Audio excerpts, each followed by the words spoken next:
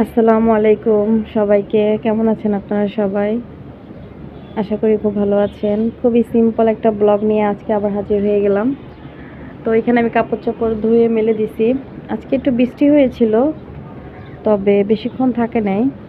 বহুদিন হইছে যে বৃষ্টি হয়, কিন্তু লং টাইম বৃষ্টিটা আসলে থাকে না। একটু হয়, দেখেন বারান্দাটার অবস্থা পুরা একদম খারাপ হয়ে গেছে। আমার আম্মা পরিষ্কার করছিল, কিন্তু একদম ময়লা হয়ে গেছে।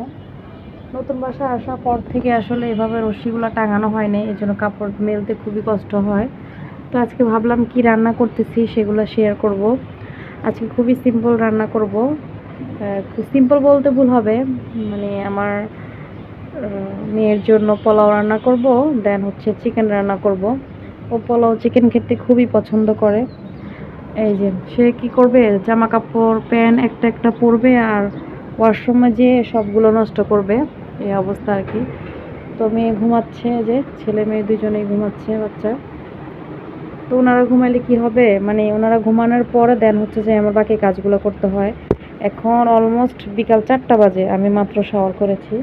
শাওয়ার করে ভাবলাম আপনাদের সাথে রান্না শেয়ার করি, এই আর কি। তো চলেন দেখে আসি রান্নাঘরে যে কি রান্না হচ্ছে। ডিমগুলো ছিল, এই ডিমগুলো ভুলে দিয়ে ফেলছিলাম, তরকারি কালারটাই নষ্ট হয়ে গেছে।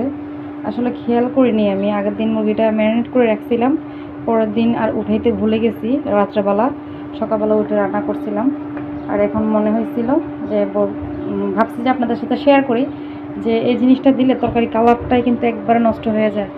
এই যে এখন কত সুন্দর কালার আসছে, মাশাআল্লাহ।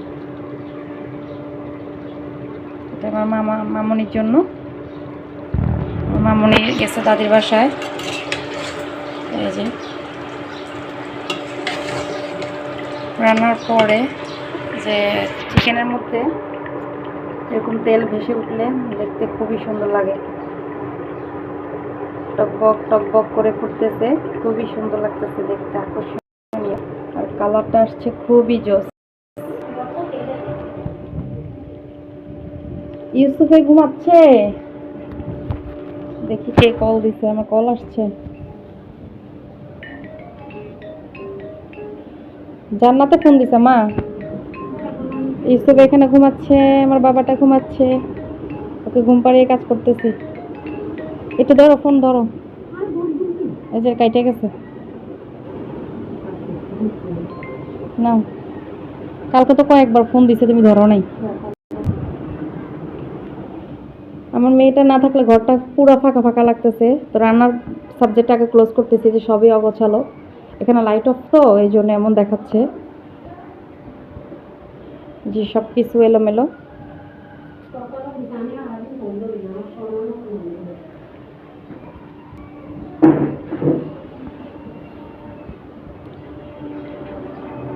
মাংস রান্না হবে, আলু দিব না সেটা তো কখনো হয় না।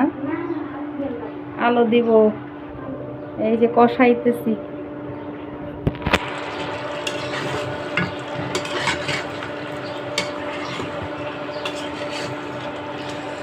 এখনই মনে মনে করতেছি কি মা এখনই খাই এলাই, বুঝছো, এত সুন্দর কালার। ওদিন খুবই রাগ করছিলাম যে ইস কেমন জানি ধোয়া ধোয়া ধোয়া ধোয়া মুরগিটা। রান্না করছি পরে, এই যে মানে বারবার আমি এসে লাগতেছি যে তেলগুলো উঠে আসছে, মানে কি গরুর মাংসের মতো কালার আসছে।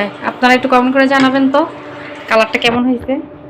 অবশ্য এখানে তো আমি এই চিপাটার মধ্যে রান্না করতেছি, অত বেশি আলো নাই জানলার মধ্যে। আসলে এখানে লাইনটা যদি দিতে পারতাম, আগের রুমে যখন ছিলাম তখন এখানে লাইনটা জানলার পাশে ছিল।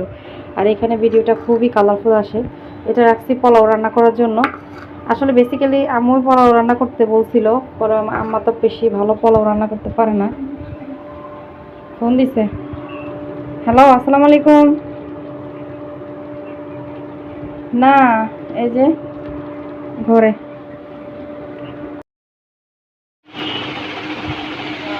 এই জন্য অন্তে কি কি রান্না করছস?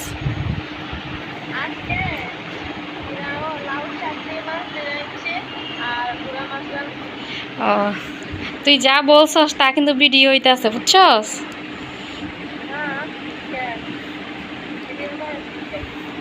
ইচ্ছা তোর সাথে যে কথা বলি, তুই যদি কস কখনো যে কথা বলি না, এই জন্য রেকর্ড করে রাখতেছি।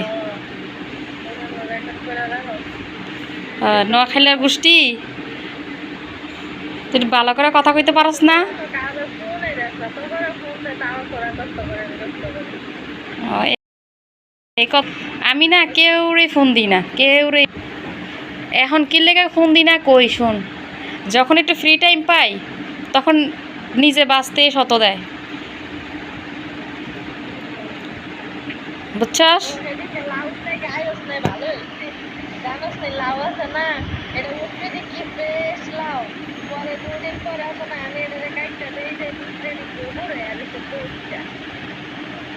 ও এই কথা।